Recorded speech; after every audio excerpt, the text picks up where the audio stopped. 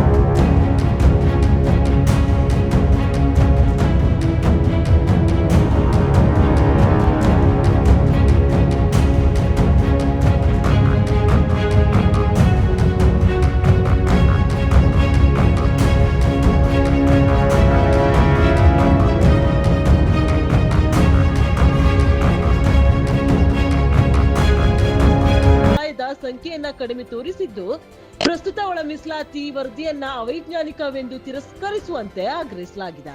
ಜಾತಿಗಳನ್ನ ವಿಂಗಡಣೆ ಮಾಡಿ ಸಂಖ್ಯಾವಾರನ್ನ ಏರುಪೇರು ಮಾಡಲಾಗಿದೆ ಎಂದು ಹೇಳಲಾಗ್ತಾ ಇದ್ದು, ನಾಗಮೋಹನ್ ದಾಸ್ ವರದಿಯಿಂದ 30 ವರ್ಷ ಸಮುದಾಯಕ್ಕೆ ಉದ್ಯೋಗನೇ ಸಿಗದ ಕೆಲಸ ಮಾಡಲಾಗಿದೆ. ಇದರಿಂದ ಸರ್ಕಾರಕ್ಕೂ ಕೂಡ ಗೊಂದಲ ಉಂಟಾಗಿದ್ದು, ಮುಖ್ಯಮಂತ್ರಿ ಬಲಗೈ ಸಮುದಾಯಕ್ಕೆ ವಿರುದ್ಧವಾಗಿ ಒಳ ಮೀಸಲಾತಿಯನ್ನ ಜಾರಿಗೆ ಮಾಡಲ್ಲ ಅಂತ ಭರವಸೆ ನೀಡಿದ್ದಾರೆ.